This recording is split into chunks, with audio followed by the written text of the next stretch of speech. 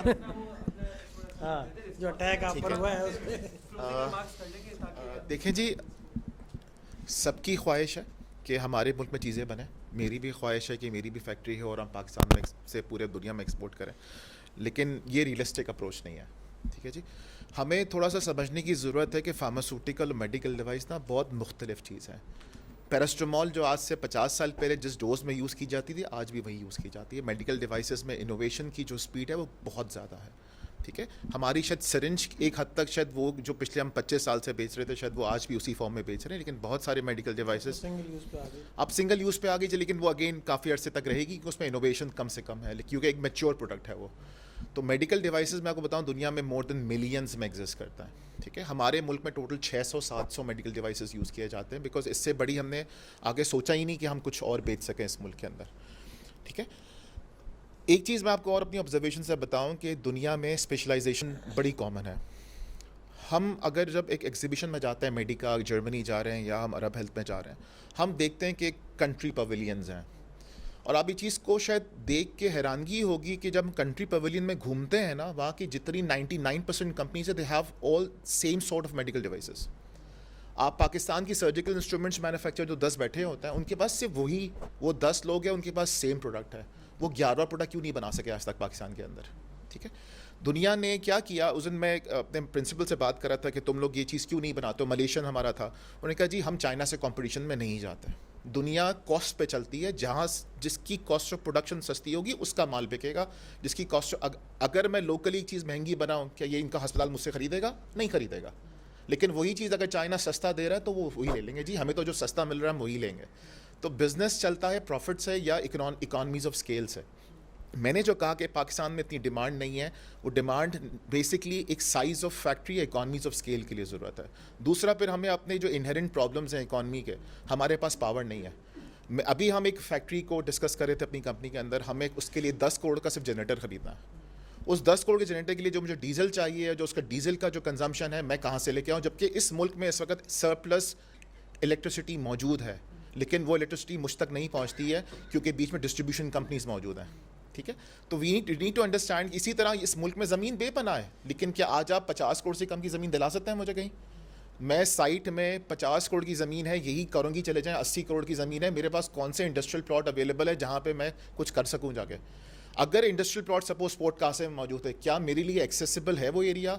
क्या उसके आसपास मैं अपने लेबर को ठहरा सकता हूँ? क्या कोई लेबर कॉलोनीज़ मौजूद हैं, या उनके लिए भी मैं वहीं फ्लैट्स खड़े करूँ? पहले जब मैं इतनी बड़ी स्केल मेरे पास हो तो वो वारे में आएगी वो इंडस्ट्री। पीएनजी की फैक्ट्री पोर्ट कासिम में इसलिए चल रही है because they can afford a labour colony over there. लेकिन क्या मैं कराची शहर से, गुलशन इकबाल से, क्या मैं रोज़ाना 200-300 लोगों को क्या पोर्ट कासिम लेके जा सकता हूँ? मैं नहीं लेके जा सकता, बिकॉज मेरा वारा नहीं खाएगा उसमें। ना लोग जाने को तैयार होंगे, 1.5 घंटा जाना और 1.5 घंटा आना। आई थिंक यही चीज़ हमारी उसमें समराइज़ करती है कि जो मैंने कहा ना, economies of scale, cost of production, ये हम तभी अचीव कर पाएंगे जब यहाँ डिमांड होगी। इसीलिए कि हमारे मुल्क में प्रोडक्शन स्टार्ट हुई है सिरिंज, क्योंकि मैं पिछले 25 साल से बेच रहा हूँ, आज 90% लोकलाइजेशन हो चुकी है बिकॉज की डिमांड मौजूद थी। कंपनी से कैचअप किया, प्रोडक्शन कर गए, थोड़ी महंगी भी थी तो ड्यूटी प्रोडक्शन के साथ वो कैचअप कर गए। लेकिन उसके अलावा और कितने ऐसे प्रोडक्ट्स हैं जिसमें हम कैचअप कर गए, बिकॉज इकॉनमीज ऑफ स्केल नहीं मिल पा रही कंपनीज को। और इस वक्त मैं आपको बताऊँ, हमारे पास अगेन मैं प्रोडक्ट का नाम डिस्क्लोज नहीं कर सकता, इस वक्त जो हमारी मशीनरी की अपग्रेडेशंस हो रही हैं जिसमें माइक्रोचिप्स एंड मदरबोर्ड्स आ चुके हैं, हमारे पास ऐसे यहाँ टेक्निकल एम्प्लॉयज़ ही अवेलेबल नहीं है जो मशीनों को समझ सकें। हर 3 साल बाद मशीन का नया मॉडल है, जिस तरह आपके फ़ोन का नया मॉडल है, वहाँ मशीन का नया मॉडल है। हम उन मशीन्स को पाकिस्तान में ला के सिर्फ फंसने वाली बात है कि यहाँ तो टेक्नीशियंस ही नहीं है जिनको संभाल सकें वो। अब जितना है वो प्लांट का साइज़ छोटे से छोटा होता जा रहा है। 3D प्रिंटर्स आ चुके हैं, आपको कोई चीज़ चाहिए आपका 3D प्रिंटर प्रिंट करके दे देगा।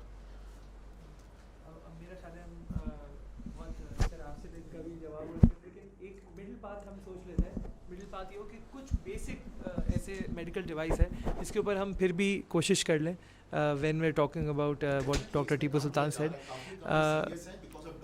जी, बिकॉज़ अगेन सबकी ना अगेन सप्लाई सबको मैनेज करनी है।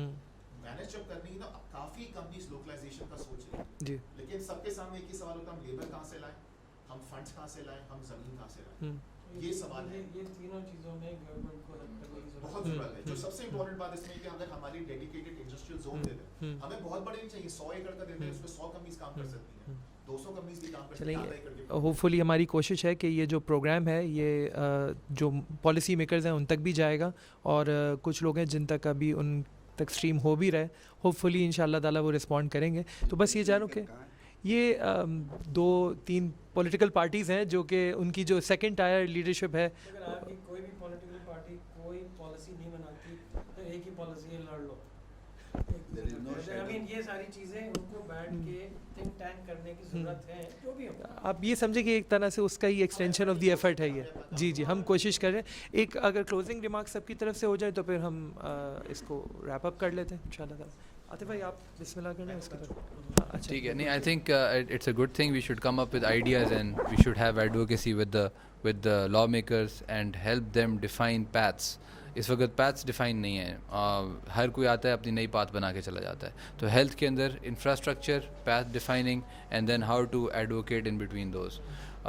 Definitely Indus hospital is an outlier, I tell people कि इट्स एन आउटलायर, आप उसको आई डोंट नो कैसे कॉपी करोगे, कैसे सिस्टम को लेके आओगे, लेकिन in between we need to have realistic and sustainable solutions.